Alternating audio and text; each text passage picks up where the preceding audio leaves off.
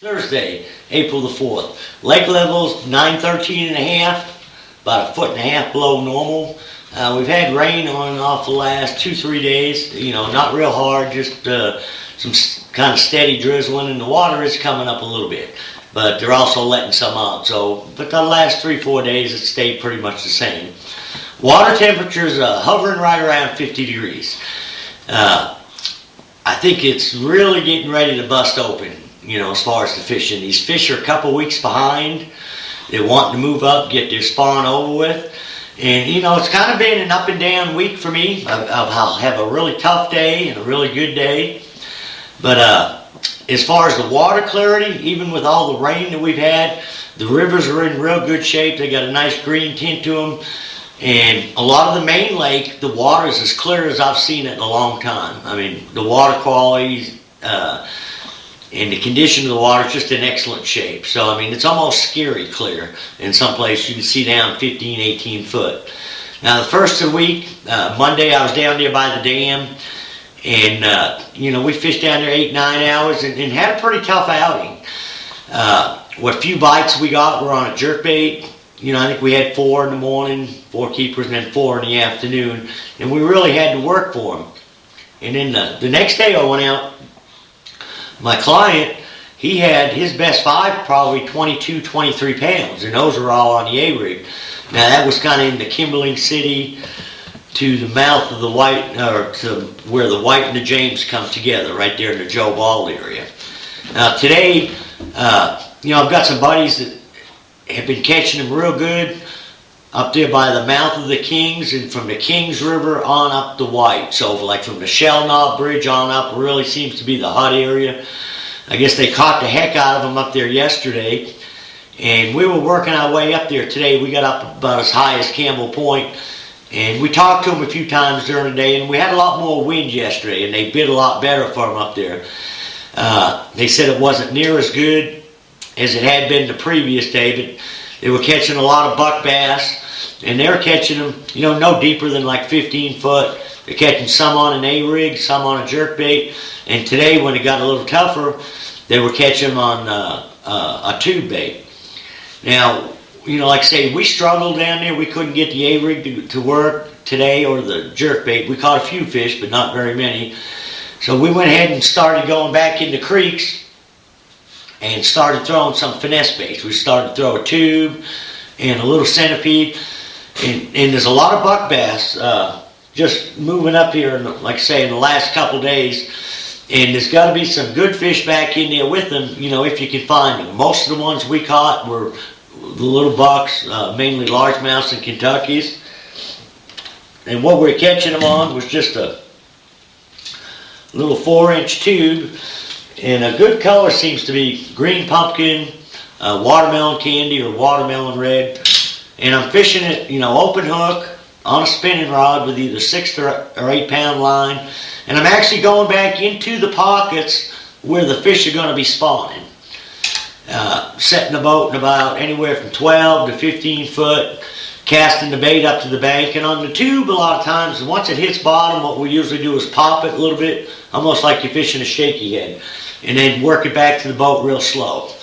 Now, another way we caught them, and you can catch them several different ways in these pockets where they're spawning. Now, a lot of the bigger fish should be out there just behind the boat. And, we had one guy throwing an A-rig and a jerkbait kind of out in the center of the pockets. But for some reason today, I didn't see too many fish suspended.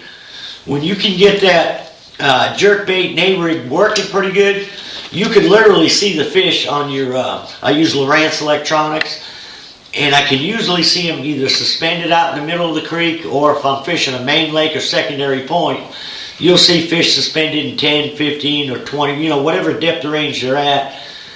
So that gives you an idea of how far you need to get your bait. If it's down too deep, I'll throw an Alabama rig versus the jerkbait, or maybe even a swim bait. But back in those little pockets, like today, this is a rig I talked about, I think it might have been last week or a couple weeks ago. It's a little G-rig. I've got a 1/4 ounce weight on it, and this is a little 4.5 inch centipede I've got here. And now that's probably going to be one of the most dependable baits for the next month or two is fishing, main lakes, secondary points and pockets, and even the backs of the pockets. Even where the water is extremely, the water was so clear today that in some instances we seen the fish come up and bite the jerkbait. We were throwing a medium bill spro where it would go down 5 foot, but the water was so clear that as long a cast as you could make, you could see the bait all the way back to the boat.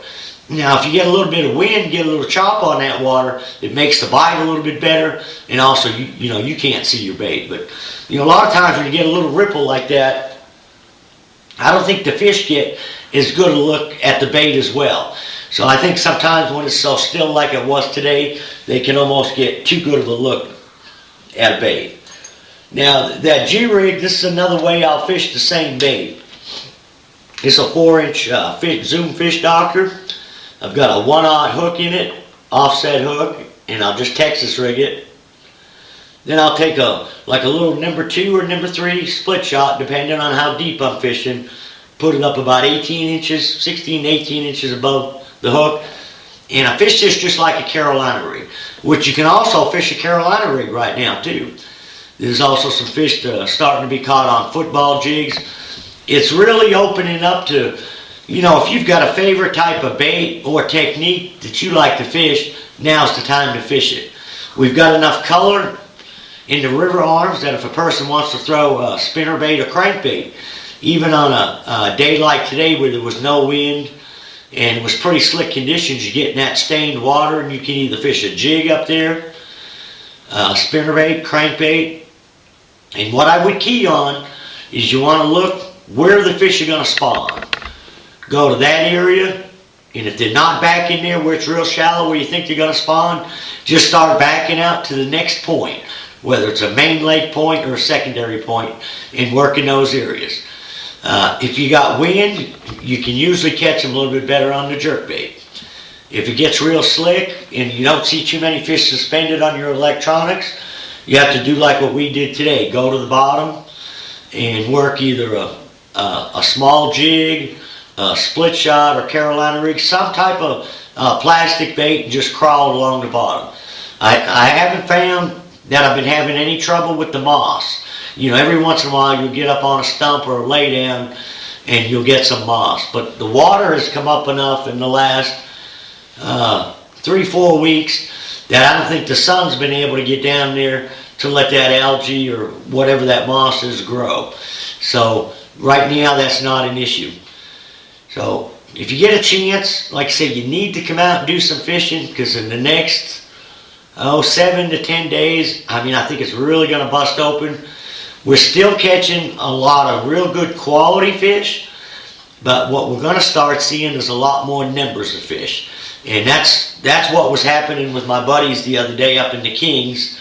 And that's kind of normal, because things always seem to, excuse me, they always seem to start a little bit earlier up at that end of the lake and work their way down. So it should be working its way further on down into the lake and do nothing but get better. Until next week, good luck, good fishing.